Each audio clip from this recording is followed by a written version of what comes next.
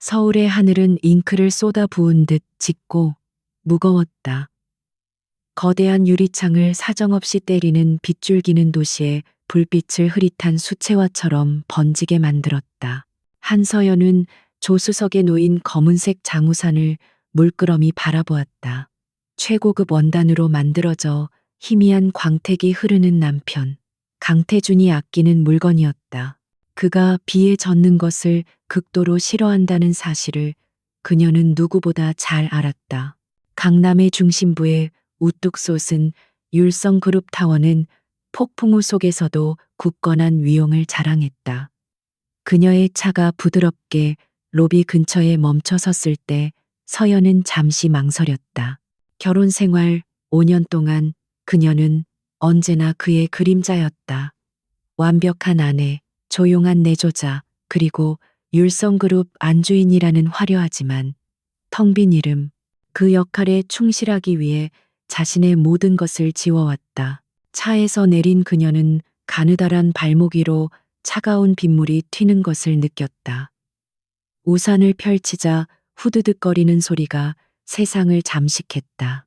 그녀는 남편의 사무실이 있는 최상층으로 올라가는 대신 그가 외국 바이어들과의 미팅 후 종종 들르던 1층의 프라이빗 라운지로 향했다.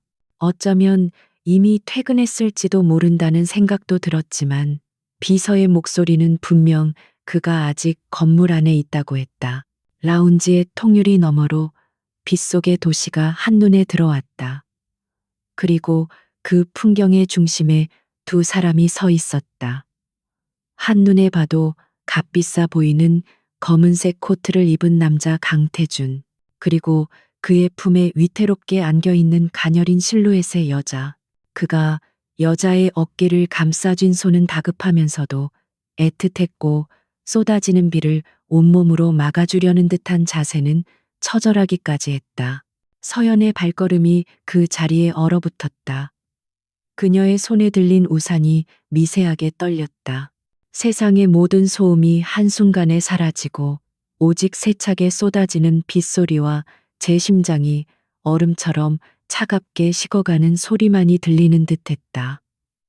저 남자는 그녀의 남편이었다. 하지만 그가 지금 보여주는 저토록 절박한 표정은 지난 5년간 단 한 번도 자신에게 보여준 적 없는 것이었다. 그 여자가 누구인지는 중요하지 않았다. 과거의 연인이든 새로운 상대이든 그 사실 자체가 서연에게는 더 이상 의미가 없었다. 중요한 것은 강태준의 눈빛이었다. 그 눈빛은 서연이라는 존재가 그의 세상에서 얼마나 희미하고 무의미한지를 아프도록 명백하게 증명하고 있었다. 그녀는 그저 잘 관리된 트로피이자 그의 완벽한 제국을 구성하는 하나의 장식품에 불과했다. 그녀는 천천히 소리 없이 뒤돌아섰다. 분노나 슬픔 같은 격한 감정은 일어나지 않았다. 대신 거대한 빙산이 심장 한가운데를 꿰뚫고 지나가는 듯한 시린 공허함이 온몸을 지배했다. 눈물조차 흐르지 않았다. 이미 모든 감정이 얼어붙어 버린 사람처럼 그녀의 얼굴은 무표정했고 눈은 텅 비어 있었다. 사랑, 믿음, 희망, 그 모든 것이 한순간에 재가 되어 흩어졌다. 다시 차로 돌아오는 동안 쏟아지는 비가 그녀의 뺨을 타고 흘렀다. 그것이 빗물인지 눈물인지 분간할 수 없었지만 서연은 굳이 닦아내지 않았다. 차에 올라탄 그녀는 조수석에 놓여있던 우산을 뒷좌석으로 던져버렸다. 마치 오염된 물건을 치우는 듯한 무심한 손길이었다. 더 이상 그를 위해 비를 막아줄 필요가 없었다. 그녀는 한참 동안이나 멍하니 앞만 바라보았다.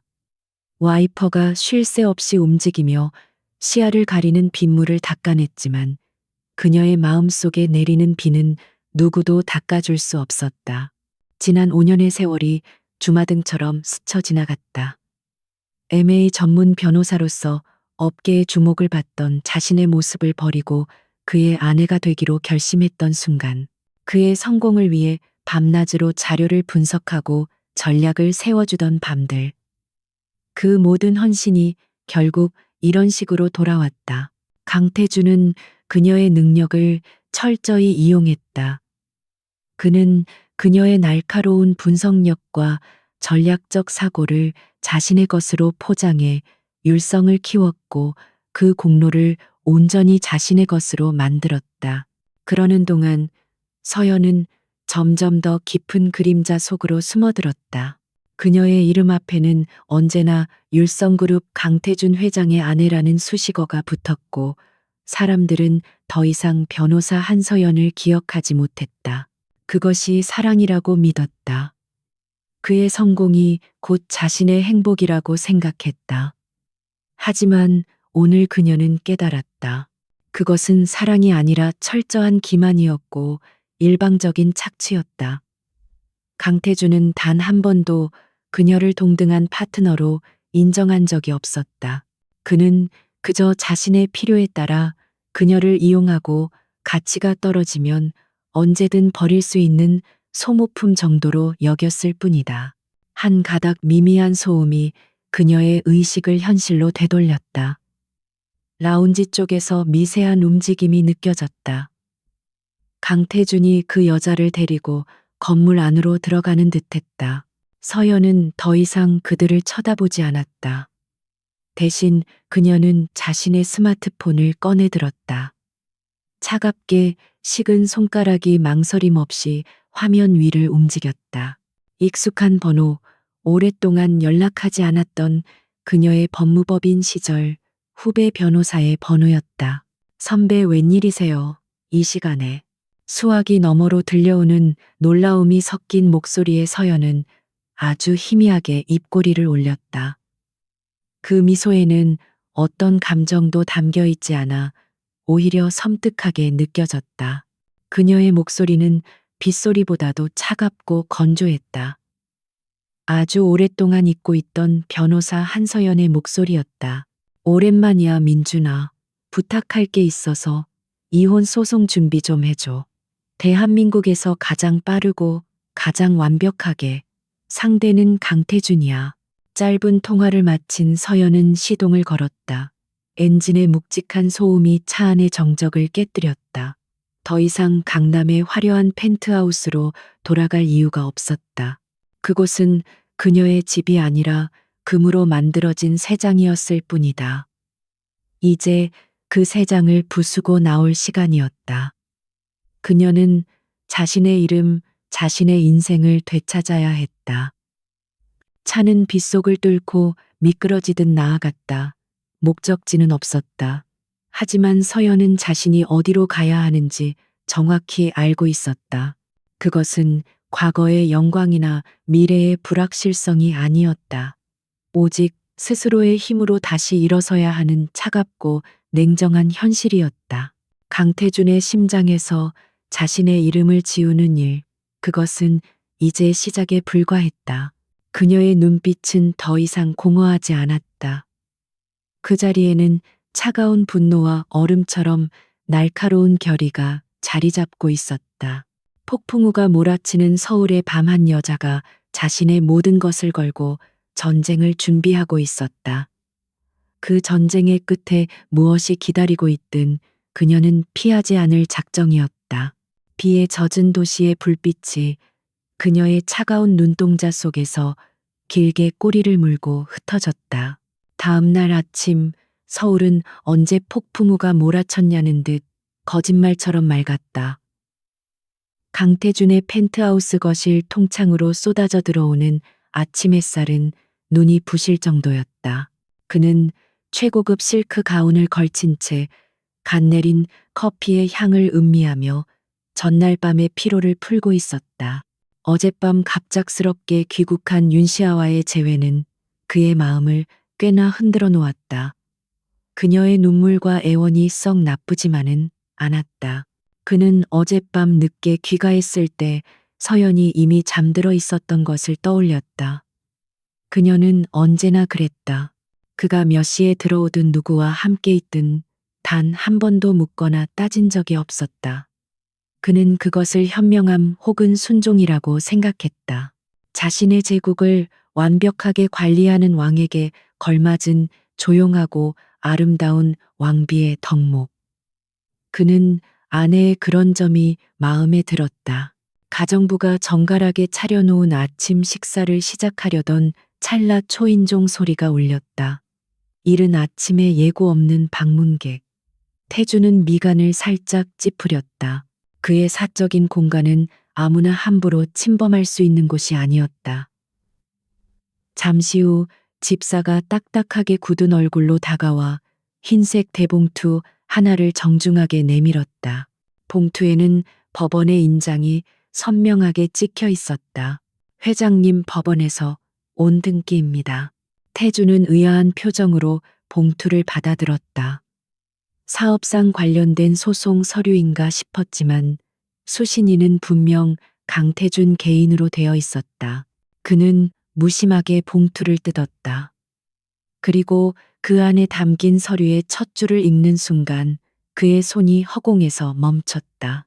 그의 얼굴에서 여유로운 미소가 순식간에 사라지고 그 자리에는 차갑고 날카로운 분노가 서렸다.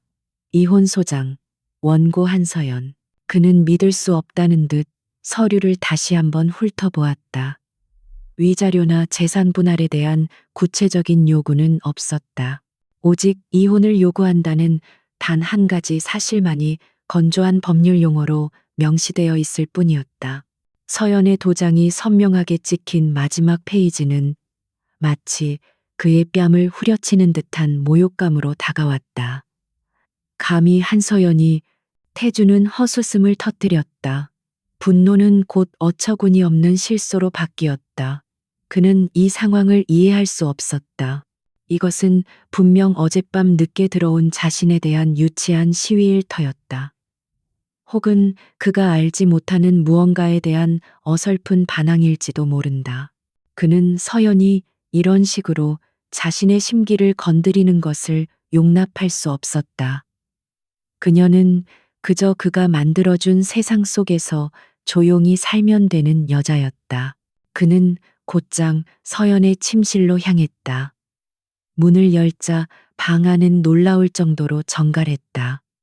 마치 오랫동안 사람의 손길이 닿지 않은 모델 하우스처럼 그녀가 아끼던 옷가지들, 보석들, 책들.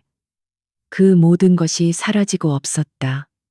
텅 빈 옷장과 화장대는 그녀가 아주 오래전에 이곳을 떠난 사람인 것처럼 느껴지게 했다. 태준의 얼굴이 싸늘하게 굳어졌다. 이것은 단순한 화풀이가 아니었다. 그는 즉시 비서에게 전화를 걸어 서연의 행방을 찾으라고 지시했다. 그의 목소리에는 이제껏 들어본 적 없는 냉기가 서려 있었다.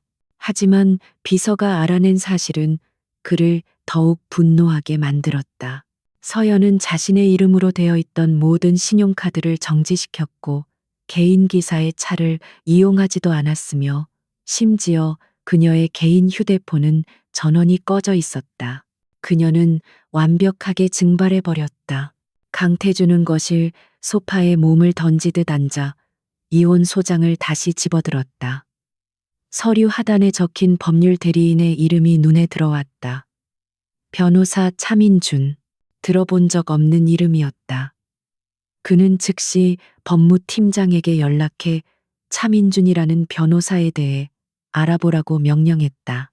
그의 제국 안에서 그의 허락 없이 움직이는 것은 무엇이든 용납될 수 없었다. 한편 서울의 한적한 오피스텔에 자리 잡은 작은 사무실에서 한서연은 창밖을 내다보고 있었다. 이곳은 그녀가 변호사 시절 잠시 개인 사무실로 사용했던 곳이었다. 지난 5년간 잊고 지냈지만 다행히 아직 그녀의 소유로 남아 있었다. 최소한의 가구만이 놓인 삭막한 공간이었지만 그녀에게는 그 어떤 화려한 펜트하우스보다 아늑하게 느껴졌다. 그녀의 앞에는 차민준 변호사가 앉아 있었다.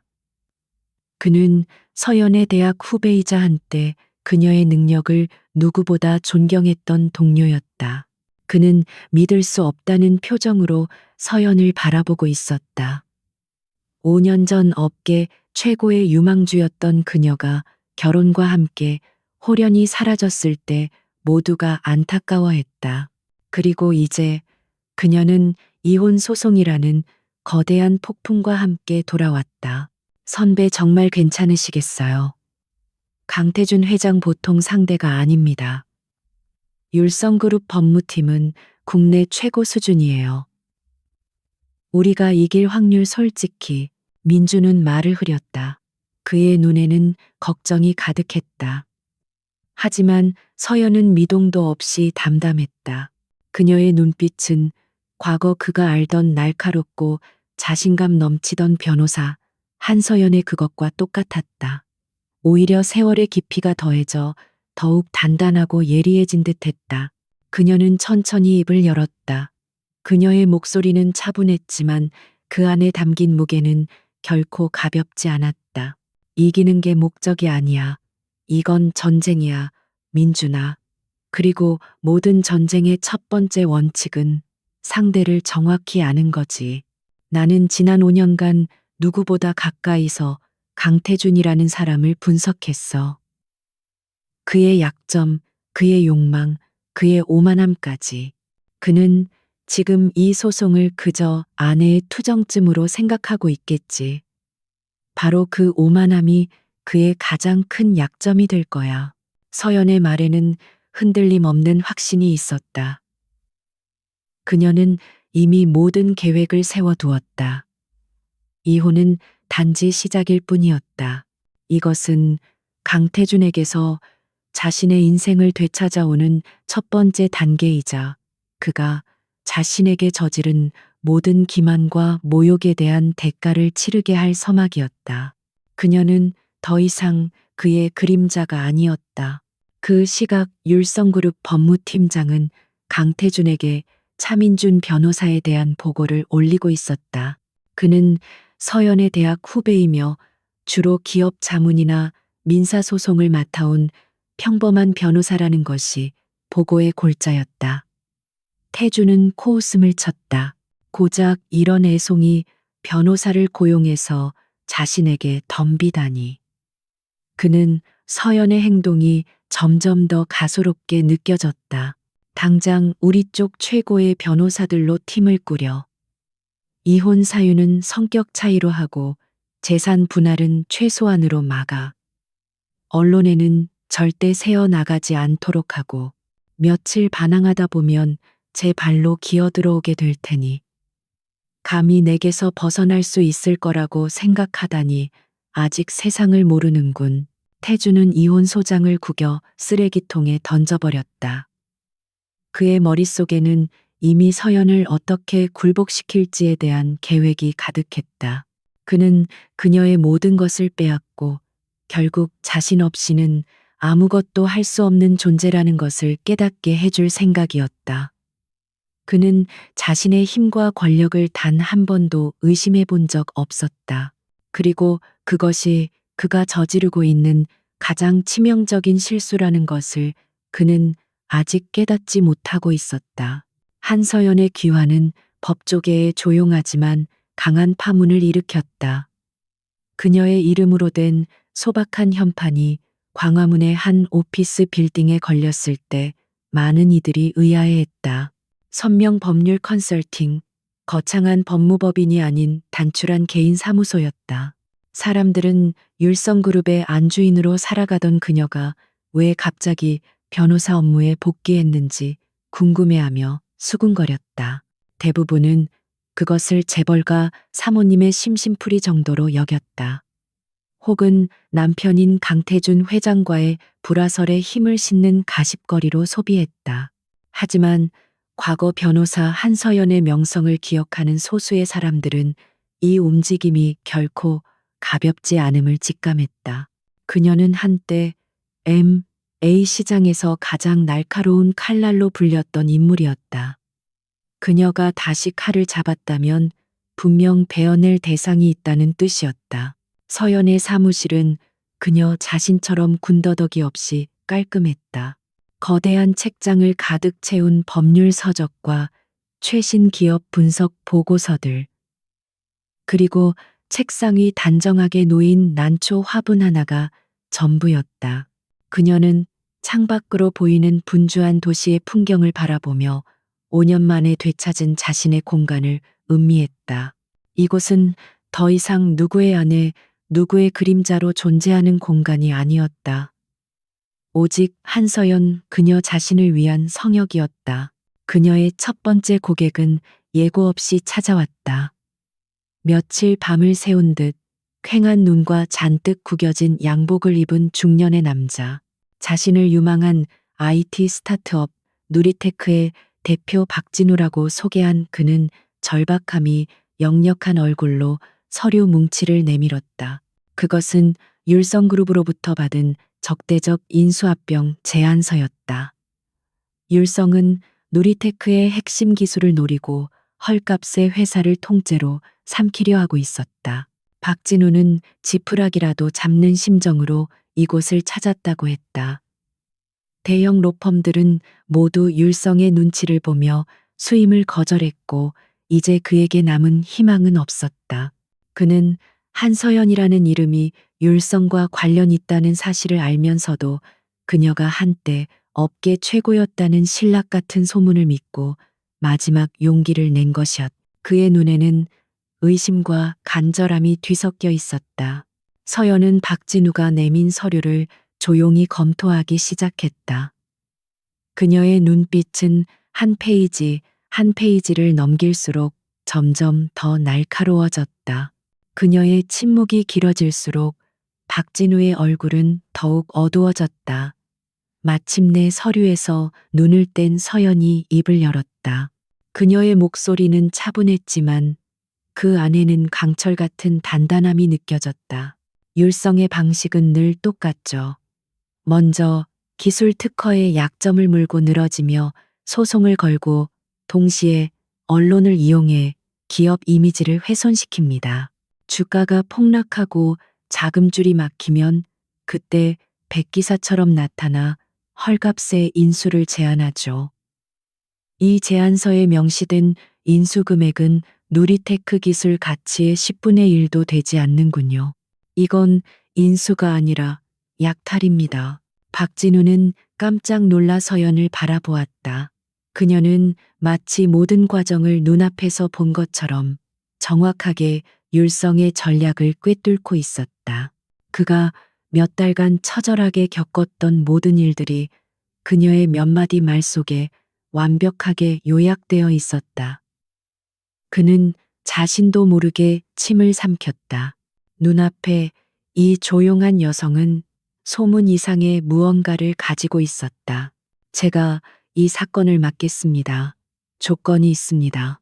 지금부터 모든 협상과 법적 대응은 저에게 일임해 주십시오. 그리고 어떤 상황에서도 율성과 단독으로 접촉해서는 안 됩니다. 동의하십니까? 박진우는 망설일 이유가 없었다. 그는 마치 물에 빠진 사람이 구조선을 만난 것처럼 격하게 고개를 끄덕였다. 절망의 늪에서 희미한 빛을 발견한 순간이었다. 서연은 그 자리에서 바로 수임 계약서를 작성하고 곧바로 업무에 착수했다. 그녀의 눈은 다시 MA 전문 변호사의 눈으로 돌아와 있었다. 차갑고 냉정하며 상대의 허점을 정확히 노리는 사냥꾼의 눈으로. 며칠 후 율성그룹 법무팀은 발칵 뒤집혔다. 누리테크 측에서 보내온 한 통의 내용 증명 때문이었다. 그 내용 증명은 율성의 인수 제안을 정면으로 거부하는 동시에 율성이 누리테크의 특허를 침해하고 있다는 증거와 함께 역으로 손해배상 소송을 제기하겠다는 경고를 담고 있었다. 문장은 간결했지만 논리는 칼날처럼 날카로웠고 법률적 근거는 빈틈이 없었다. 법무팀장은 경악했다. 이것은 파산 직전에 작은 회사가 보낼 수 있는 수준의 문서가 아니었다. 그는 문서 하단에 찍힌 법률 대리인의 이름을 확인하고는 자신의 눈을 의심했다. 선명 법률 컨설팅 대표 변호사 한서연. 그는 이 사실을 즉시 강태준에게 보고해야 했다. 왠지 모를 불길한 예감이 그의 등골을 서늘하게 만들었다. 보고를 받은 강태주는 처음에는 어이없다는 듯 웃었다. 자신의 아내가 감히 자신의 사업에 흠집을 내려 한다는 사실이 우스꽝스럽게 느껴졌다. 그는 이것 또한 이혼 소송의 연장선상에 있는 어설픈 반항이라고 치부했다. 그는 법무팀장에게 당장 누리테크를 모든 수단을 동원해 짓밟아버리라고 차갑게 명령했다. 고작 작은 스타트업 하나 대리해서 뭘 어쩌겠다는 건지. 변호사 놀이는 그만하고 집으로 돌아오고 싶게 만들어주지. 세상이 얼마나 무서운 곳인지 내 그림자 없이는 한 발짝도 나아갈 수 없다는 걸 뼈저리게 느끼게 해줘. 하지만 태준의 여유는 오래가지 못했다. 서연의 두 번째 공격은 훨씬 더 치명적이었다. 그녀는 율성이 누리테크를 압박하기 위해 동원했던 언론사를 상대로 정정 보도 및 손해배상 청구 소송을 제기했다.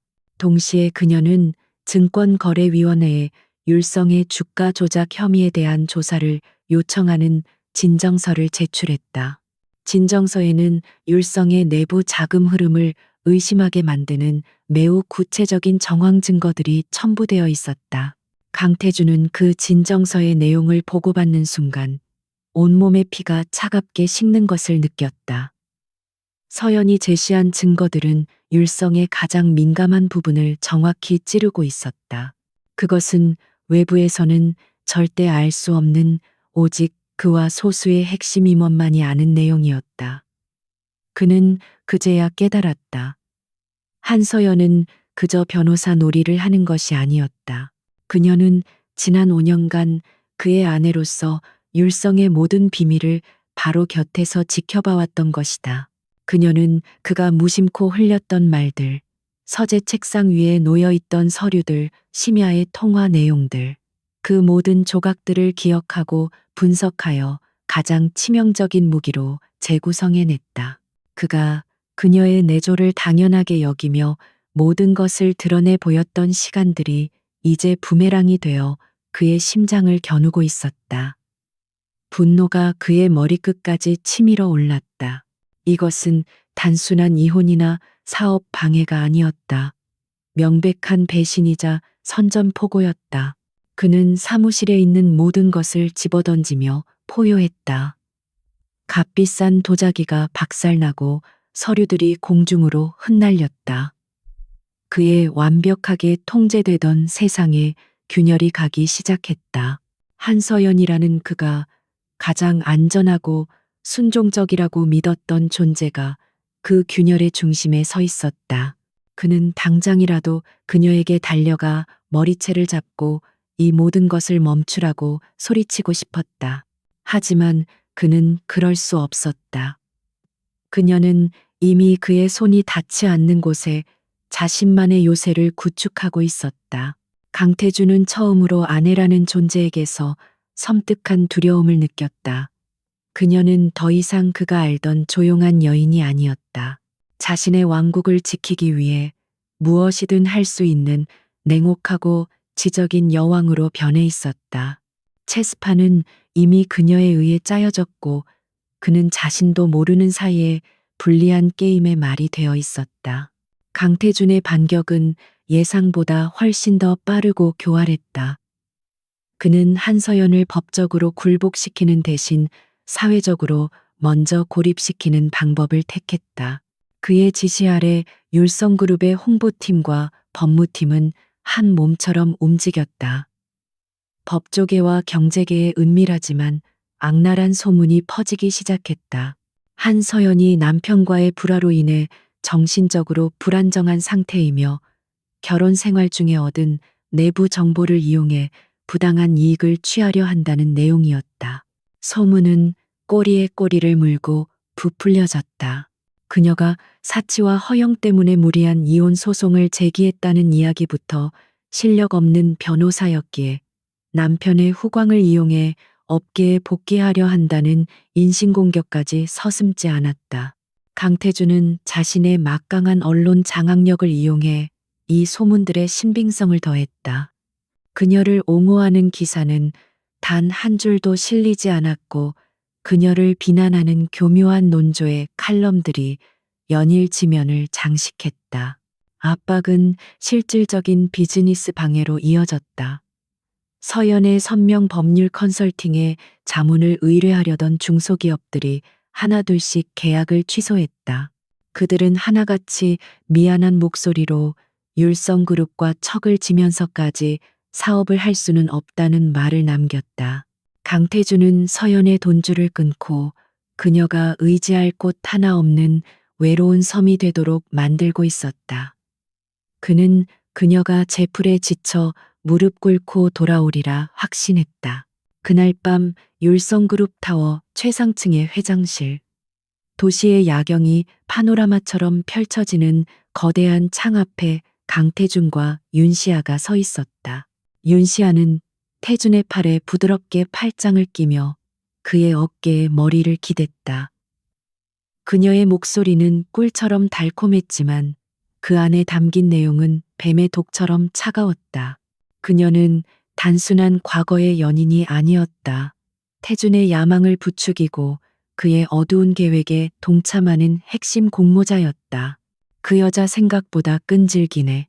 이제 겨우 시작인데 벌써부터 시끄러워지는 걸 보면 너무 가볍게 생각한 거 아니야.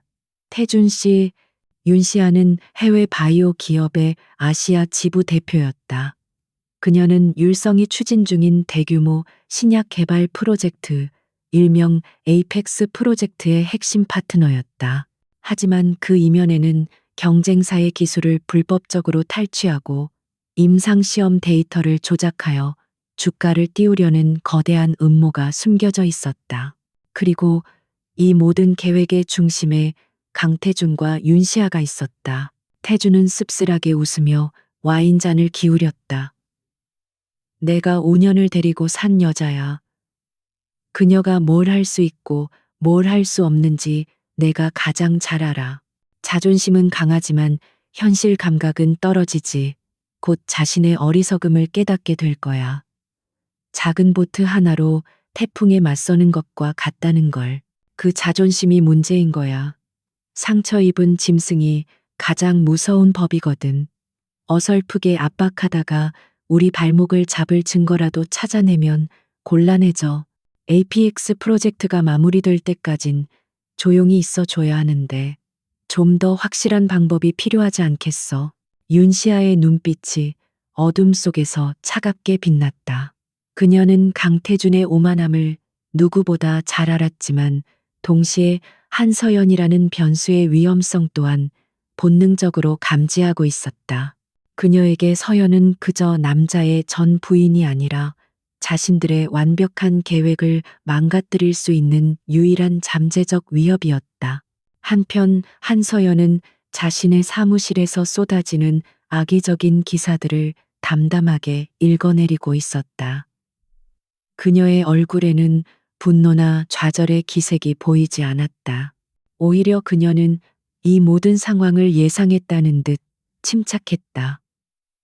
강태준이라는 남자가 어떤 수단을 동원할지 그녀는 누구보다 잘 알고 있었다. 그는 언제나 정면 승부보다는 비열한 뒷공작에 능했다. 그녀는 혼자 싸울 수 없다는 것을 깨달았다.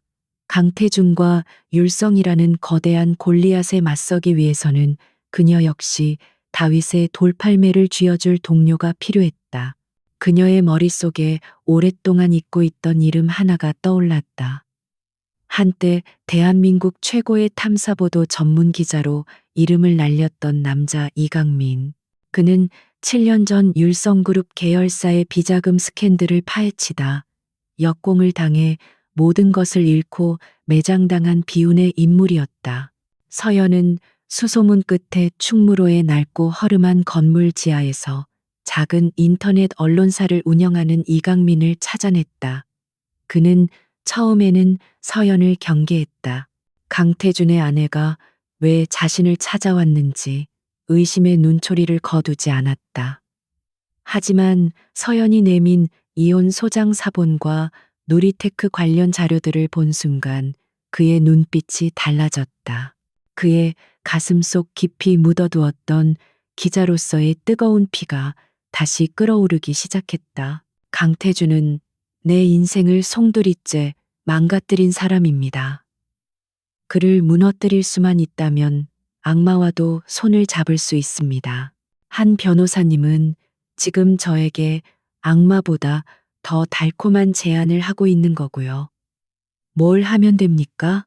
이강민의 합류는 천군만마와 같았다. 하지만 서연에게는 또 다른 무기가 필요했다. 율성의 철옹성 같은 보안 시스템을 뚫고 내부 정보를 캐낼 수 있는 날카로운 창. 그녀는 차민준을 통해 수소문하여 하데스라는 닉네임으로 알려진 천재 해커 박지훈에게 접촉했다.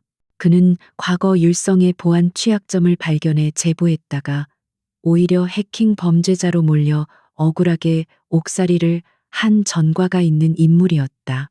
어두운 PC방 구석에서 만난 박지훈은 세상에 대한 불신으로 가득 찬 날카로운 고슴도치 같은 청년이었다. 그는 처음에는 서연의 제안을 비웃었다.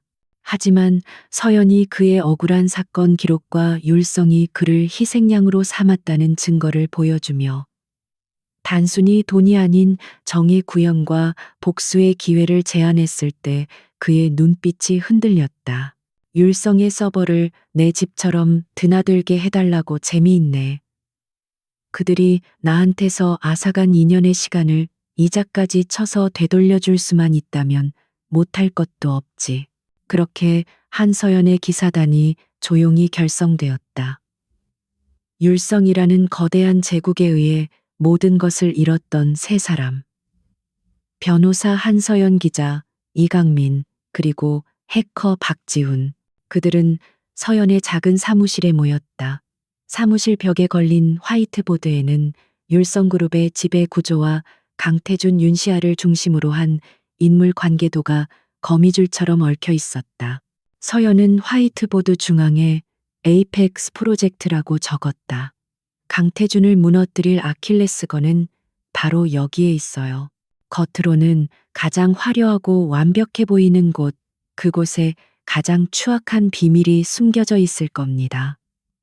이강민 기자님은 자금의 흐름을, 박지훈 씨는 데이터의 흐름을 쫓아주세요. 저는 그 흐름들 사이에 법적인 균열을 찾아내겠습니다. 이제 반격의 시간입니다. 그녀의 목소리는 조용했지만 그곳에 모인 세 사람의 심장을 뛰게 하기에 충분했다. 복수를 위한 어벤져스가 탄생하는 순간이었다. 창밖으로 서울의 밤이 깊어가고 있었다. 거대한 권력의 성체는 여전히 굳건해 보였지만 그 성벽 아래에서 아무도 모르게 성을 무너뜨릴 작은 균열이 만들어지기 시작하고 있었다. 한서연의 작은 사무실은 거대한 전쟁의 지휘 본부가 되었다. 창문은 두꺼운 블라인드로 가려졌고 사무실 안은 여러 대의 모니터에서 뿜어져 나오는 푸른 빛과 팽팽한 긴장감으로 가득 차 있었다. 박지훈의 손가락이 키보드 위에서 춤을 추듯 현란하게 움직였다. 그의 앞에는 율성그룹의 내부 서버 구조를 시각화한 복잡한 다이어그램이 떠 있었다. 그것은 수많은 미로와 함정으로 가득한 철옹성이었다. 찾았어요. 놈들이 버려둔 구형 백업 서버에 있는 유지보수용 백도어입니다. 보안 업데이트도 제대로 안 된 채 방치되어 있었군요. 강태준의 오만함이 제 발등을 찍은 셈이죠. 이쪽으로 들어가면 메인 회계 데이터베이스에 접근할 수 있습니다. 다만 시간은 많지 않아요. 최신 보안 시스템이 비정상적인 접근을 감지하는데 길어야 30분. 그 안에 필요한 걸 모두 빼내야 합니다. 박지훈의 목소리에는 자신감과 함께 짜릿한 흥분이 섞여 있었다. 그는 마치 난공불락의 요새를 함락시키기 직전에 장군 같았다. 이강민 기자는 그의 옆에서 숨을 죽인 채 모니터를 지켜보았다. 곧이어 암호화된 데이터 꾸러미들이 폭포수처럼 쏟아져 들어오기 시작했다. 수년간 율성의 가장 깊은 곳에 잠들어 있던 비밀들이 세상 밖으로 모습을 드러내는 순간이었다. 이강민은 데이터 분석에 착수했다. 그의 수첩에는 의문스러운 페이퍼 컴퍼니들의 이름과 자금 흐름이 빽빽하게 적혀 내려갔다. 수십 개의 유령 회사가 거미줄처럼 얽혀 있었고 그 회사들은 수백억 원에 달하는 자금을 서로 주고받으며 흔적을 지우고 있었다. 자금의 출처는 대부분 율성그룹의 해외 지사나 자회사였고 최종 목적지는 스위스와 케이맨 제도에 있는 비밀 계좌들로 향하고 있었다. 전형적인 비자금 조성 수법입니다. 해외 프로젝트 비용을 부풀리거나 존재하지 않는 컨설팅 비용을 지불하는 방식으로 회사 돈을 빼돌린 겁니다. 문제는 이 돈이 정확히 누구에게 그리고 무엇을 위해 흘러 들어갔는지를 증명하는 겁니다. 장부상으로는 완벽하게 처리되어 있어서 법망을 피하기가 쉽지 않을 겁니다. 이강민이 미간을 찌푸리며 말했다. 그때 조용히 자료를 검토하던 한서연이 입을 열었다. 그녀는 페이퍼 컴퍼니 중 하나인 이리시언 파트너스라는 이름을 손가락으로 가리켰다. 이 회사를 집중적으로 파봐주세요. 5년 전 율성이 유럽의 작은 바이오 연구소를 인수할 때 자문을 맡았던 곳입니다. 당시 강태준 회장은 이 인수가 엄청난 실패였던 것처럼 말했지만 정작 이리시언 파트너스에는 막대한 성공 보수금이 지급되었죠. 전 그때부터 이상하다고 생각했어요. 서연의 기억은 정확했다. 그녀는 강태준의 아내로서 그의 모든 사업 브리핑을 곁에서 지켜보았다. 그녀가 무심코 흘려들었던 정보의 조각들이 이제 퍼즐을 맞추는 결정적인 단서가 되고 있었다. 박지우는 즉시 이리시안 팔터스의 서버를 추적하기 시작했다. 보안은 허술했고 그는 어렵지 않게 회사 내부 이메일과 송금 기록을 확보할 수 있었다. 그리고 그 안에서 그들은 결정적인 이름을 발견했다. 윤시아. 그녀는 이리시안 팔터스의 숨겨진 실소유주였으며 율성에서 빠져나간 비자금의 상당 부분이 그녀의 개인 계좌로 흘러들어간 정황이 포착되었다. 돈은 다시 여러 단계를 거쳐 국내로 유입되었고 정관계 로비, 자금과 주가 조작을 위한 종잣돈으로 사용된 흔적들이 드러났다. APX 프로젝트는 바로 이 검은 돈을 세탁하고 불법적으로 취득한 기술을 이용해 주가를 띄우기 위한 거대한 사기극이었던 것이다. 찾았습니다. 이 모든 자금 흐름의 정점에 강태준과 윤시아가 있습니다. 이강민이 흥분을 감추지 못하고 외쳤다. 바로 그 순간 박지훈의 모니터에 섬광처럼 붉은 경고창이 떠올랐다. 젠장 걸렸습니다. 율성 보안팀이 역추적을 시작했어요.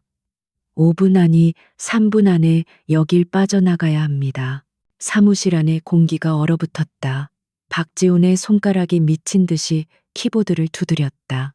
그는 자신의 접속 흔적을 지우는 동시에 핵심 증거 자료들을 암호화하여 외부 클라우드로 전송하기 시작했다. 모니터 위에는 그들의 위치를 향해 좁혀 들어오는 붉은색 추적선이 실시간으로 표시되고 있었다. 10km, 5km, 1km, 심장이 터질 듯한 순간이었다. 서영과 이강민은 숨을 죽인 채 박지훈의 손만 바라보았다. 그들의 운명, 그리고 이 싸움의 성패가 그의 손끝에 달려 있었다. 마침내 데이터 전송이 99%에 도달했을 때 박지훈은 외쳤다. 지금입니다. 모든 전원을 차단하세요. 이강민이 사무실에 메인 차단기를 내리는 순간 모든 것이 암흑과 정적 속에 잠겼다. 박지훈은 재빨리 노트북에서 랜선을 뽑고 모든 저장 장치를 분리해 가방에 쓸어 담았다. 성공했습니다. 데이터는 확보했고 놈들은 마지막 단계에서 우리 흔적을 놓쳤을 겁니다. 하지만 이 사무실은 더 이상 안전하지 않습니다. 당장 여길 떠나야 합니다. 그들은 어둠 속에서 소리 없이 짐을 챙겨 건물을 빠져나왔다. 거리로 나선 순간 저 멀리서 다가오는 검은색 세단 몇 대가 그들의 눈에 들어왔다. 율성그룹의 로고가 선명한 강태준의 사설 보안팀 차량이었다. 조금만 늦었더라면 꼼짝없이 붙잡혔을 아찔한 상황이었다. 그들은 인파 속으로 몸을 숨긴 채 차가운 밤 공기를 가르며 조용히 흩어졌다. 새로운 안전가옥으로 이동하는 차 안에서 서연은 창밖을 바라보았다. 손에는 박지훈이 건네준 암호화된 USB가 차갑게 닿아 있었다. 그 안에는 강태준과 윤시아의 제국을 송두리째 무너뜨릴 수 있는 핵폭탄급 증거가 담겨 있었다. 하지만 그녀의 마음은 기쁨보다 무거운 책임감으로 가득 찼다. 이제 적들도 자신들의 심장부에 적이 침투했다는 사실을 알게 되었다. 앞으로의 싸움은 지금까지와는 차원이 다를 것이다. 더욱 노골적이고 더욱 위험한 공격이 들어올 터였다. 그녀는 USB를 쥔 손에 힘을 주었다. 두려움은 없었다. 오히려 심장이 차갑게 식으면서 정신이 더욱 맑아지는 것을 느꼈다. 위험은 이제 상수였다. 중요한 것은 이 무기를 어떻게 그리고 언제 터뜨리느냐였다. 가장 효과적이고 가장 파괴적인 방식으로 그녀의 눈빛이 어둠 속에서 얼음처럼 빛났다. 이제 막 위험한 강을 건넜지만 눈앞에는 더 거친 폭풍우가 기다리고 있었다. 율성그룹의 심장부 강태준의 집무실은 얼음장처럼 차가웠다. 보안팀장이 떨리는 목소리로 보고를 마쳤을 때 그의 얼굴은 분노로 붉게 달아올라 있었다. 단순한 해킹이 아니었다. 적은 자신들의 가장 깊숙한 곳, 비자금의 흐름이 기록된 회계 데이터베이스까지 뚫고 들어왔다. 흔적은 교묘하게 지워졌지만 무엇을 가져갔는지는 불보듯 뻔했다. 누구 짓이지 감히 내 금고에 손을 댄 놈이 누구냐고. 태준의 고함에 값비싼 크리스탈 잿더리가 바닥에 떨어져 산산조각 났다. 하지만 그의 옆에 서 있던 윤시아는 놀라울 정도로 침착했다. 그녀는 날카로운 눈으로 상황을 분석하고 있었다. 이토록 정교하고 대담한 공격은 어설픈 해커의 소행이 아니었다. 목표는 명확했고 실행은 완벽했다. 그녀의 머릿속에 단 한 사람의 이름이 떠올랐다. 한서연이야. 그 여자 말고는 없어. 윤시아의 목소리는 낮고 차가웠다. 우리가 아는 것보다 훨씬 더 많은 걸 알고 있고 훨씬 더 유능한 조력자들을 곁에 둔 거야. 이제 소문이나 퍼뜨리는 방식으로는 안 돼. 놈들이 그 데이터를 공개하기 전에 우리가 먼저 선수쳐야 해. 강태준은 거친 숨을 몰아쉬며 이성을 되찾으려 애썼다. 윤시아의 말이 맞았다. 분노는 해결책이 될 수 없었다. 그는 자신의 제국을 위협하는 이 보이지 않는 적을 상대할 방법을 찾아야 했다. 그의 머릿속에서 가장 비열하고 효과적인 계획이 떠올랐다. 모든 것을 뒤집었을 희생양을 만드는 것. 그의 입에서 나온 이름은 최민호 상무였다. 최 상무는 20년 넘게 율성그룹에 몸담으며 강태준에게 절대적인 충성을 바쳐온 인물이었다. 그는 태준을 존경했고 그의 성공을 자신의 일처럼 기뻐했다. 태준은 바로 그 맹목적인 충성심을 이용하기로 마음먹었다. 그는 최 상무라면 자신을 위해 기꺼이 모든 것을 희생할 것이라 믿어 의심치 않았다. 최 상무를 불러 그가 모든 비자금 조성을 주도한 것으로 만들 거야. 회사 자금을 횡령하고 그 죄를 숨기기 위해 외부 해커를 고용해 서버 기록을 조작하려 했다고. APX 프로젝트를 망치려는 경쟁사의 사주를 받은 배신자로 만들면 돼. 이것은 단순한 꼬리 자르기가 아니었다. 자신의 가장 충직한 부하의 인생을 송두리째 파멸시켜 자신들의 죄를 덮으려는 잔혹한 계략이었다. 윤시아는 그 계획에 만족스러운 미소를 지었다. 그녀는 즉시 법무팀을 동원해 최민호 상무를 범인으로 몰아갈 완벽한 시나리오와 조작된 증거들을 만들기 시작했다. 하지만 그들이 모르는 사실이 있었다. 안전가옥에 모인 한서연의 팀은 이미 그들의 움직임을 예측하고 있었다. 그들이 확보한 데이터는 강력했지만 결정적인 스모킹건이 되기에는 부족했다. 강태준은 분명 꼬리 자르기를 시도할 것이고 모든 책임을 다른 사람에게 떠넘길 것이었다. 서연은 그 사실을 누구보다 잘 알고 있었다. 강태준은 위기에 몰리면 반드시 가장 약하고 충성스러운 사람을 방패로 삼아요. 아마 최민호 상무가 그 대상이 될 겁니다. 그는 지금쯤 최 상무에게 모든 죄를 뒤집어 씌우고 해외로 도피시켜 주겠다며 회유하고 있을 거예요. 우리는 그들이 스스로 덫에 걸려들게 만들어야 합니다. 강태준이 직접 최 상무에게 범죄를 지시하고 증거를 인멸하려는 목소리를 녹음해야 해요. 서연의 계획은 대담했다. 그녀는 이강민 기자에게 최민호 상무에게 익명의 제보자인 척 접근하라고 지시했다. 이강민은 최 상무에게 그룹 내부에 당신을 모함하려는 세력이 있다. 회장님이 위험하다는 식의 정보를 흘려 그의 불안감을 증폭시켰다. 충성심 강한 최 상무는 당연히 이 사실을 강태준에게 보고하려 할 것이었다. 동시에 박지우는 최 상무의 스마트폰에 소리 없이 침투했다. 그는 스마트폰을 24시간 도청 장치로 만들었고 통화 내용은 물론 주변의 모든 대화까지 실시간으로 감청할 수 있는 시스템을 구축했다. 그리고 결정적인 한 방을 위해 서연은 고급 만년필 모양의 초소형 녹음기를 준비했다. 이강민은 제보의 신빙성을 더한다며 이 만년필을 회장님을 지킬 증거를 담으라는 말과 함께 최 상무에게 건넸다. 며칠 후 불안에 떨던 최민호 상무는 마침내 강태준의 비밀스러운 호출을 받았다. 장소는 인적이 드문 경기도 외곽의 율성그룹 연수원 내 프라이빗 빌라였다. 그곳은 태준이 가장 은밀한 거래를 할 때 사용하는 장소였다. 최 상무는 이강민에게 받은 만년필을 위솥주머니에 꽂은 채 비장한 각오로 빌라 안으로 들어섰다. 빌라 안에서 강태준은 인자한 미소를 지으며 최 상무를 맞았다. 그는 최 상무의 어깨를 두드리며 오랜 세월의 노고를 치하했다.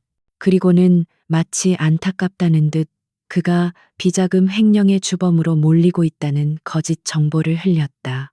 그는 최 상무에게 모든 것을 자신이 해결해 주겠다며 잠시 해외에 나가 있으라고 권했다.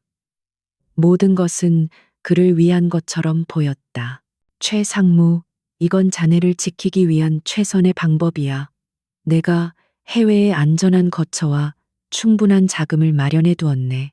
자네가 잠시 자리를 비워주면 내가 여기서 모든 것을 정리하고 자네의 누명을 벗겨주겠네. 이건 나를 믿고 따랐던 자네에 대한 나의 마지막 의리일세. 최 상무는 감격했다. 그는 역시 회장님은 자신을 버리지 않았다고 생각하며 눈시울을 붉혔다. 하지만 강태준의 다음 말은 그의 심장을 얼어붙게 만들었다. 그러기 위해선 자네의 도움이 필요하네. 자네가 모든 것을 책임지고 안고 간다는 내용의 자술서를 하나 써줘야겠어. 이건 어디까지나 형식적인 절차일 뿐이야.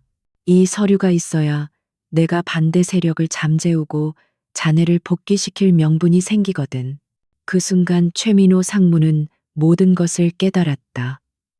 이것은 자신을 위한 배려가 아니었다. 자신을 완벽한 희생양으로 만들기 위한 치밀한 각본이었다. 그의 얼굴이 하얗게 질려갔다.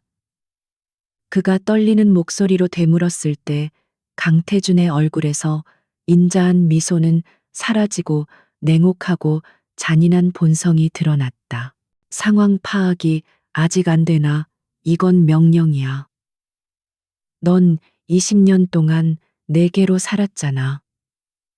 주인을 위해 희생하는 게 개의 도리 아닌가?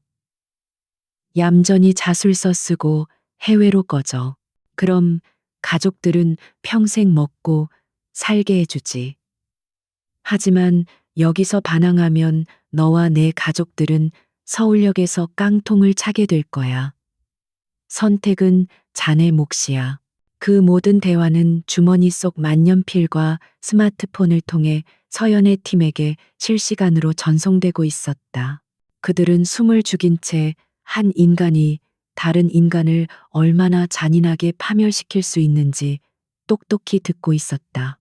마침내 그들이 원했던 강태준이 자신의 범죄를 스스로 자백하고 증거 인멸을 지시하는 결정적인 증거가 확보되는 순간이었다. 서연은 차가운 분노로 가득 찬 눈으로 모니터를 응시했다. 이제 심판의 시간은 정해졌다. 율성그룹의 임시 주주총회를 하루 앞둔 서울의 금융가는 폭풍전야처럼 고요했다. 공기 중에는 보이지 않는 스파크가 튀는 듯한 팽팽한 긴장감이 감돌았다. 모든 경제 뉴스와 증권가, 정보지의 관심은 단 한 곳, 내일의 주주총회에서 결정될 율성그룹의 운명, 그리고 강태준 회장의 거취에 쏠려 있었다.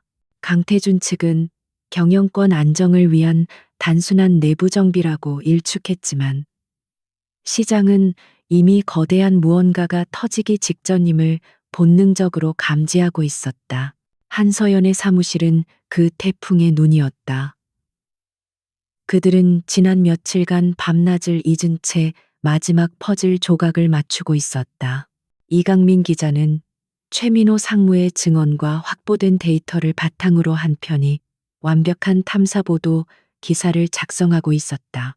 주주총회가 끝나는 순간 전 언론사에 배포될 일종의 사형 선고문이었다. 박지우는 해킹으로 확보한 모든 원본 데이터에 위변조 방지 암호화를 걸고 여러 개의 독립된 서버에 분산 저장하며 만일의 사태에 대비했다. 그 중심에 한서연이 있었다. 그녀는 산더미 같은 법률 자료와 증거들 속에서도 놀라울 정도로 침착했다. 그녀의 머릿속에는 내일 주주총회에서 펼쳐질 모든 시나리오와 그에 대한 대응책이 완벽하게 정리되어 있었다. 그녀는 강태준이 어떤 식으로 반격해 올지, 그의 변호인단이 어떤 논리를 펼칠지 모두 꿰뚫어 보고 있었다. 그녀는 단순한 변호사가 아니었다. 이 전쟁의 총사령관이었다. 가장 중요한 것은 타이밍입니다. 서연은 팀원들을 보며 말했다. 그녀의 목소리는 차분했지만 강한 힘이 실려 있었다. 우리가 가진 패를 한 번에 다 보여줘서는 안 돼요. 강태준이 거짓말로 해명하고 상황을 수습할 시간을 주면 안 됩니다. 그의 거짓말을 실시간으로 반박하며 그가 스스로 파놓은 함정에 빠져 허우적거리게 만들어야 합니다. 주주들과 언론이 그의 모든 말을 의심하게 만드는 순간 게임은 끝나는 겁니다. 그녀는 마지막으로 최민호 상무를 만났다. 모든 것을 잃고 초췌해진 모습이었지만 그의 눈빛은 이전과 달리 단단했다. 그는 자신의 지난 20년이 한 사람을 위한 맹목적인 충성이 아니라 범죄에 대한 비겁한 동조였음을 깨달았다. 그는 서연에게 자신이 아는 모든 것을 강태준의 지시로 저질렀던 불법적인 일들을 하나도 빠짐없이 털어놓았다. 그것은 한 남자의 처절한 고해성사이자 스스로를 구원하기 위한 마지막 용기였다. 반면 강태준의 펜트하우스는 통제 불능의 분노와 불안이 지배하는 공간이 되어 있었다. 그는 하루에도 수십 통씩 주요 주주들에게 전화를 걸어 회유와 협박을 일삼았다. 막대한 이익을 약속했다가 돌아서서는 그들의 약점을 들춰내며 등을 돌리면 가만두지 않겠다고 으름장을 놓았다. 그의 모습은 더 이상 거대 제국의 자신감 넘치는 군주가 아니었다. 왕자를 빼앗길 위기에 처해 발악하는 폭군이었다. 대체 어디서부터 새어나간 거야? 내 허락 없이는 숨도 제대로 못 쉬던 놈들이 감히 내 앞에서 저울질을 해. 그는 전화를 끊고 위스키 잔을 벽에 던져버렸다. 산산조각 난 유리 파편들이 값비싼 카펫 위로 흩어졌다. 그의 곁을 지키고 있던 윤시아는 그 모습을 차가운 눈으로 지켜볼 뿐이었다. 그녀의 얼굴에는 더 이상 애정이나 동정의 기색이 없었다. 오직 냉정한 계산만이 남아 있었다. 진정의 태준 씨. 이렇게 흥분해서 될 일이 아니야. 주주들은 이미 동요하고 있어. 그들을 확실하게 우리 편으로 만들 카드가 필요해. 카드. 내가 가진 모든 걸 다 보여줬어. 그런데도 그 늙은 여우들은 더 큰 걸 내놓으라고 하고 있잖아. 더 큰 거 있지. APX 프로젝트의 최종 임상 결과 보고서. 내일 아침 주총 직전에 언론에 터뜨리는 거야. 율성의 주가를 폭등시킬 초대형 호재잖아. 그 어떤 스캔들도 이 뉴스 앞에서는 묻힐 수밖에 없어. 주주들은 눈앞의 이익에 눈이 멀어 당신에게 반기를 들 생각을 못하게 될 거야. 윤시아의 제안은 달콤했다. 하지만 그것은 아직 공식 발표되어서는 안 될 조작된 데이터가 포함된 극비 정보였다. 강태준은 잠시 망설였지만 벼랑 끝에 몰린 그에게 다른 선택지는 없었다. 그는 결국 고개를 끄덕였고 윤시아는 몰래 안도의 한숨을 내쉬었다. 그녀는 이미 이배가 가라앉고 있음을 직감했다. 그녀에게 필요한 것은 탈출할 시간과 자금이었다. APX 프로젝트의 주가 폭등은 그녀가 가진 지분을 최고가에 처분하고 한국을 떠날 마지막 기회였다. 그날 밤 윤시아는 자신의 별도 오피스텔에서 비밀리에 자산관리사와 통화하고 있었다. 그녀는 자신의 모든 자산을 해외의 안전한 계좌로 옮기고 내일 아침 증시가 열리자마자 보유한 율성 관련 주식을 전량 매도하라고 지시했다. 그녀와 강태준의 관계는 철저한 비즈니스였다. 그리고 그녀는 손해보는 장사는 절대 하지 않았다. 그녀의 눈빛에는 한때 연인이었던 남자에 대한 미련 대신 살아남기 위한 냉혹한 생존 본능만이 번뜩이고 있었다. 주주총회 전날 밤이 깊어갔다. 도시는 화려한 불빛 속에서 잠들었지만 두 개의 공간은 잠들지 못했다. 한 곳에서는 정의를 실현하기 위한 마지막 전략 회의가 조용하지만 뜨겁게 이어지고 있었다. 다른 한 곳에서는 무너져가는 왕좌를 지키기 위한 남자의 외로운 발버둥과 그를 배신할 준비를 마친 여자의 차가운 침묵이 흐르고 있었다. 운명의 날을 앞두고 길고 긴 밤이 흐르고 있었다. 모든 것은 내일 아침 단 한 번의 싸움으로 결정될 터였다. 율성그룹 본사 대강당은 수백 명의 주주들과 기자들로 발 디딜 틈이 없었다. 단상위 강태준은 흐트러짐 없는 모습으로 좌중을 압도하고 있었다. 그의 얼굴에는 위기감 대신 모든 것을 통제하고 있다는 자신감이 넘쳐 흘렀다. 그의 연설은 힘이 넘쳤고 미래에 대한 장밋빛 청사진으로 가득 차 있었다. 그리고 그는 비장의 카드를 꺼내 들었다. 그리고 오늘 아침 APX 프로젝트의 최종 임상 3상 결과가 나왔습니다. 결과는 대성공입니다. 이것은 율성의 미래를 나아가 대한민국 바이오 산업의 역사를 바꿀 위대한 성공입니다. 강당안이 술렁이기 시작했다. 예상치 못한 초대형 호재에 주주들의 얼굴에 화색이 돌았다. 이것만으로도 오늘 주총의 모든 의혹을 잠재울 수 있을 것 같았다. 강태준은 만족스러운 미소를 지으며 의장석에 앉았다. 그의 계산대로 흘러가고 있었다. 바로 그때 장내의 스피커를 통해 맑고 차분한 목소리가 울려 퍼졌다. 의장님 소액 주주연대 대표 자격으로 긴급 발언을 신청합니다. 모든 사람의 시선이 발언대에 선 한 여인에게로 향했다. 단정하게 빗어 넘긴 머리, 화장기 없는 얼굴, 그리고 어떤 감정도 읽을 수 없는 깊고 고요한 눈, 한서연이었다. 강태준의 표정이 순간적으로 굳었다. 하지만 그는 곧 평정을 되찾고 의자를 고쳐 앉았다. 저 여자가 뭘 할 수 있겠어. 기껏해야 감정적인 호소나 하겠지. 하지만 서연의 입에서 나온 첫마디는 모두의 예상을 뒤엎었다. 저는 오늘 이 자리에서 강태준 회장님의 위대한 성공이 아니라 그 성공의 그늘에 가려진 추악한 진실에 대해 말씀드리고자 합니다. 첫 번째 진실은 율성이 어떻게 경쟁사의 기술을 약탈해 왔는가에 대한 것입니다. 서연은 스크린에 누리테크 관련 자료를 띄웠다. 그녀는 간결하고 논리적인 언어로 율성의 적대적 MA 수법을 조목조목 분해했다. 마치 잘 짜인 다큐멘터리를 보는 듯한 그녀의 발표의 장내는 순식간에 찬물을 끼얹은 듯 조용해졌다. 이것은 감정적인 폭로가 아니었다. 철저한 증거에 기반한 냉정한 고발이었다. 강태준의 변호인단이 즉각 반박에 나섰다. 그것은 정상적인 기업 활동의 일환이었을 뿐입니다. 개인적인 감정을 담아 그룹의 명예를 훼손하지 마십시오. 하지만 서연은 눈 하나 깜짝하지 않고 다음 자료를 띄웠다. 그것은 수십 개의 페이퍼 컴퍼니가 얽힌 비자금 흐름도였다. 그럼 이 비정상적인 자금 흐름 또한 정상적인 기업 활동입니까?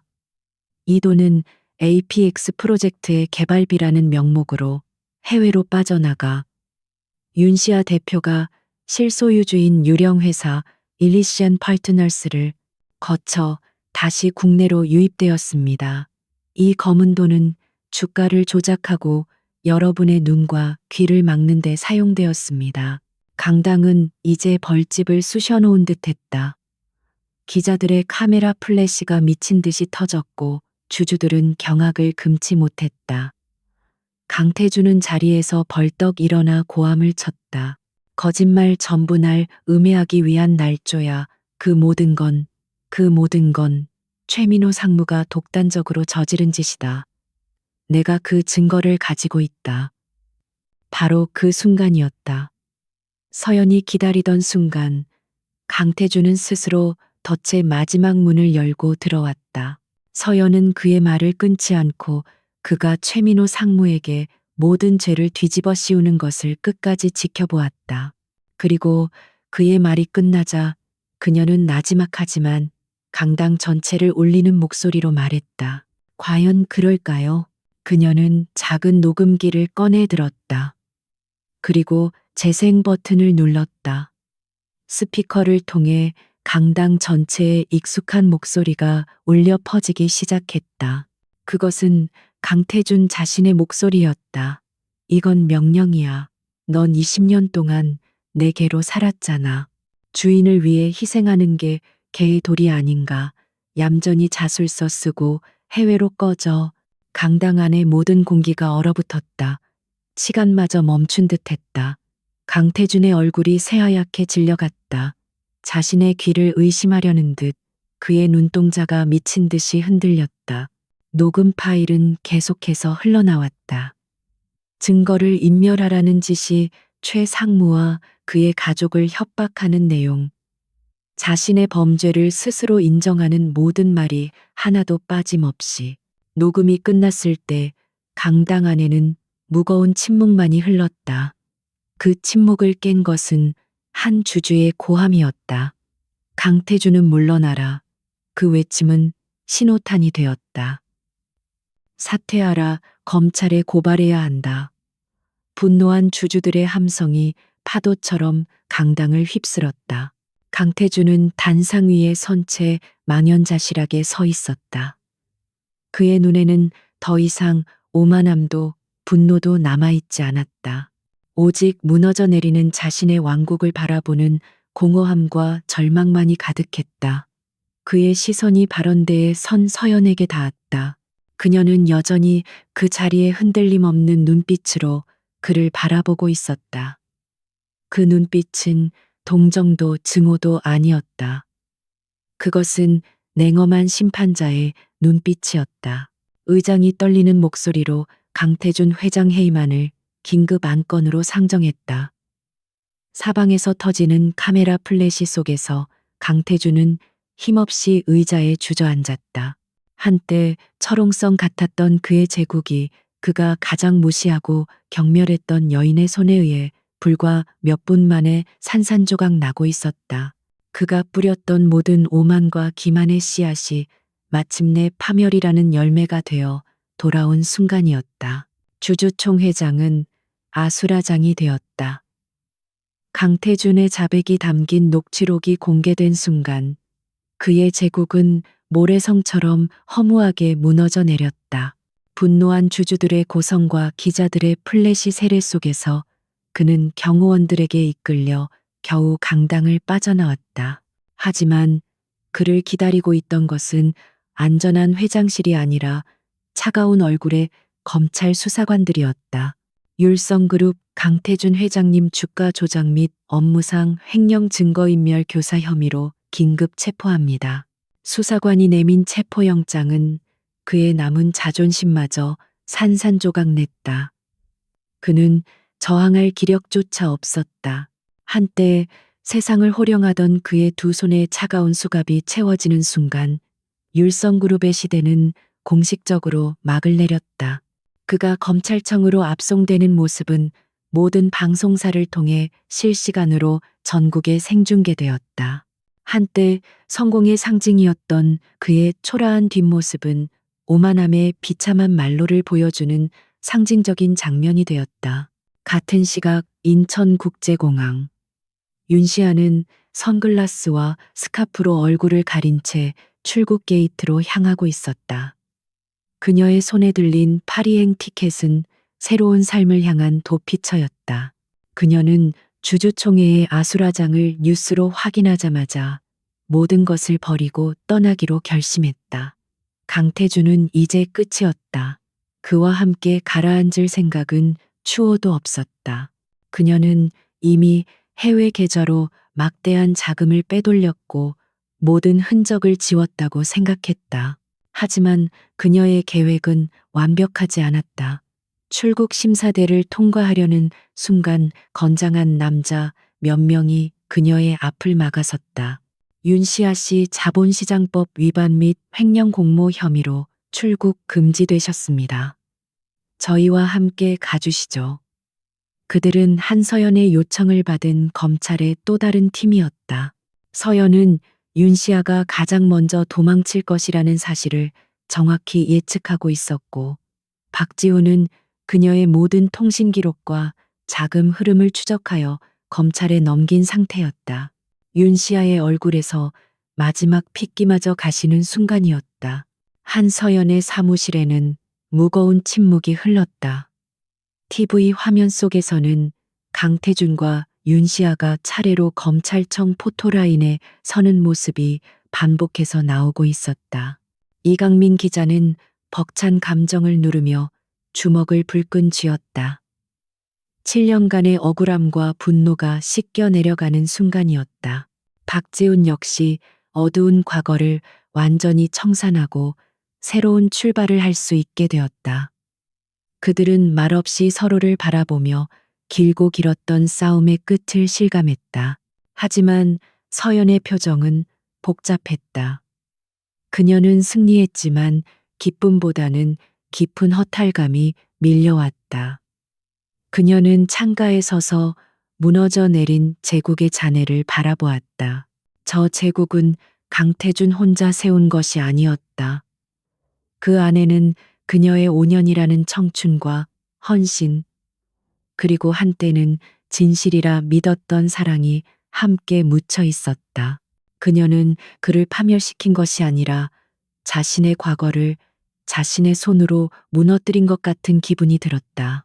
그녀는 처음 그를 만났던 날을 떠올렸다. 열정적이고 자신감 넘치던 젊은 사업가 강태준. 그의 비전을 믿었고 그의 성공을 돕는 것이 자신의 행복이라 생각했다. MA 전문 변호사로서의 자신의 이름을 지우고 기꺼이 그의 그림자가 되었다. 하지만 권력은 그를 서서히 잠식했고 그는 야망의 노예가 되어 주변의 모든 것을 집어삼키는 괴물이 되어버렸다. 어쩌면 이 모든 비극의 시작은 그의 오만함이 아니라 그것을 사랑이라 착각하고 침묵으로 동조했던 자신의 어리석음 때문이었을지도 모른다. 그녀는 자신을 속였고 현실을 외면했다. 비 내리던 그날 그가 다른 여자를 품에 안는 모습을 보기 전까지 그 차가운 비가 그녀를 잠에서 깨웠고 그녀는 비로소 자신을 되찾기 위한 싸움을 시작할 수 있었다. 이제 모든 것이 끝났다. 강태준과 윤시아는 법의 심판을 받게 될 것이고 율성그룹은 전문 경영인 체제로 전환되어 대대적인 개혁을 맡게 될 터였다. 최민호 상무는 모든 범죄 사실을 자수하고 검찰 수사에 적극적으로 협조한 점이 참작되어 가벼운 처벌을 받게 될 것이라는 소식이 들려왔다. 정의는 실현되었고 질서는 다시 제자리를 찾고 있었다.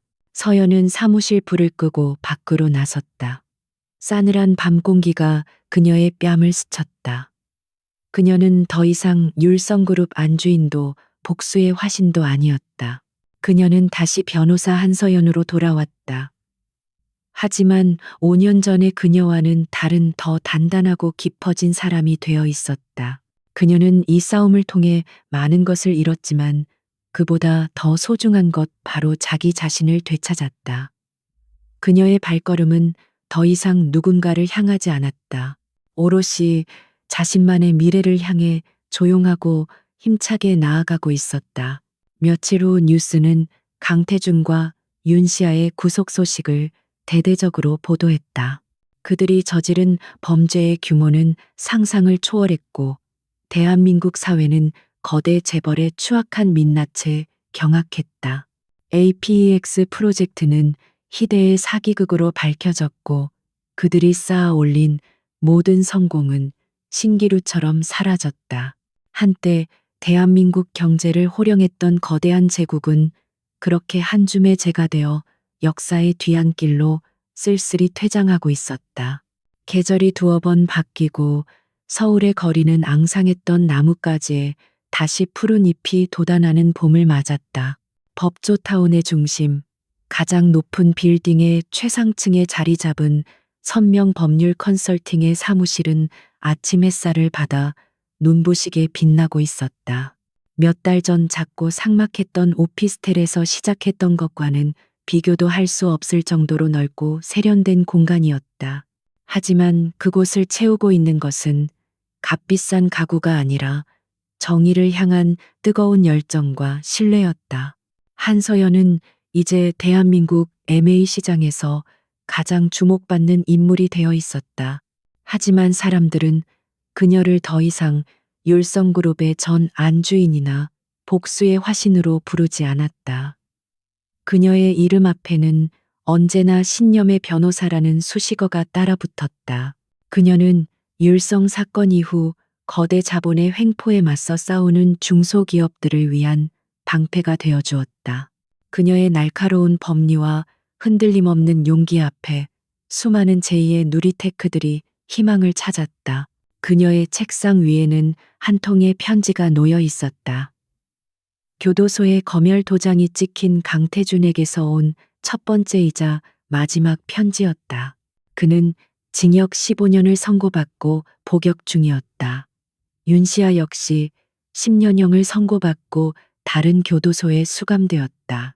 편지에는 후회와 원망 그리고 뒤늦은 사과가 뒤죽박죽 섞여 있었다. 그는 여전히 자신이 왜 무너졌는지 온전히 이해하지 못하는 듯했다. 그는 모든 것을 가졌기에 오만했고 그 오만함 때문에 모든 것을 잃었다. 서연은 편지를 조용히 읽어 내려갔다. 그녀의 마음은 놀라울 정도로 평온했다. 더 이상 그에 대한 분노도 연민도 남아있지 않았다. 그는 이제 그녀의 인생에서 완벽한 과거가 되었다.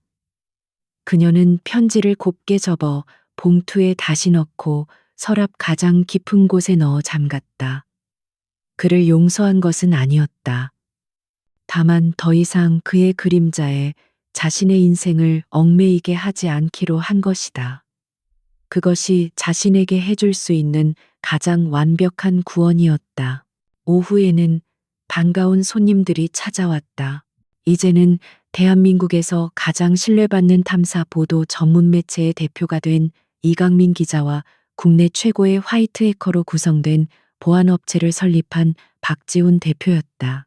그들은 더 이상 어둠 속의 조력자들이 아니었다. 각자의 자리에서 빛을 발하며 세상을 좀 더 나은 곳으로 만드는데 기여하고 있었다. 선배 덕분에 이제는 억울한 사람들이 저희를 먼저 찾아옵니다. 빼앗긴 진실을 되찾을 수 있다는 희망을 버리지 않더군요. 이강민이 환하게 웃으며 말했다. 박지훈 역시 어색하지만 진심 어린 미소를 지었다. 제 기술이 이제 사람을 파괴하는 게 아니라 지키는데 쓰일 수 있다는 게 뭔지 알 것 같아요. 전부 변호사님 덕분입니다. 그들은 함께 사무실 창가에 서서 활기찬 도시의 풍경을 내려다보았다. 한때 그들을 짓눌렀던 거대한 권력의 그림자는 이제 어디에도 없었다. 그들은 스스로의 힘으로 어둠을 걷어내고 마침내 자신들의 자리를 되찾았다. 그것은 단순히 한 기업을 무너뜨린 승리가 아니었다. 짓밟렸던 개인의 존엄과 정의가 결국에는 승리한다는 것을 증명해낸 값진 결과물이었다. 손님들이 돌아간 후 서연은 혼자 남아 창밖을 바라보았다. 마침 짧은 봄비가 지나가고 서울의 하늘은 더없이 맑고 투명했다. 빗물에 씻긴 도시는 깨끗했고 저 멀리 남산타워까지 선명하게 보였다. 그녀는 5년 전 자신의 모든 것을 버리고 그의 아내가 되기로 결심했던 날을 떠올렸다. 그때의 그녀는 사랑이 전부라고 믿었던 어리석은 여자였다. 그리고 1년 전 비 내리는 거리에서 그의 배신을 목격했던 그날, 세상이 무너지는 듯한 절망 속에서 그녀는 역설적으로 다시 태어났다. 그날의 차가운 비는 그녀의 마음에 맺혀 있던 모든 미련과 환상을 씻어내 주었다.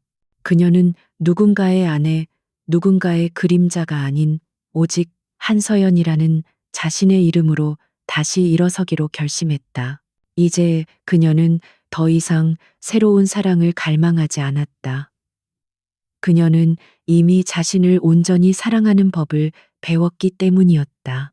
그녀의 삶은 스스로의 힘으로 일궈낸 일과 신념을 함께하는 동료들, 그리고 되찾은 자신에 대한 믿음으로 충분히 충만했다.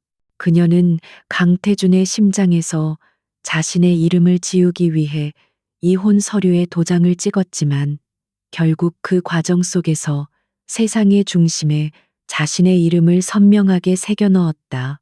사무실 한쪽에 놓인 화분에서 하얀 난초가 우아하게 꽃을 피우고 있었다. 척박한 환경 속에서도 꿋꿋하게 피어난 그 모습이 마치 그녀 자신을 닮은 듯했다. 그녀는 꽃을 향해 희미하게 미소 지었다. 그것은 지난날의 상처와 고통을 모두 끌어안고 마침내 찾아온 평온과 자유를 만끽하는 승리자의 미소였다. 비가 그친 뒤의 하늘은 언제나 더 눈부시게 빛나는 법이다. 한서연의 진짜 인생은 이제 막 찬란한 여명을 맞이하고 있었다.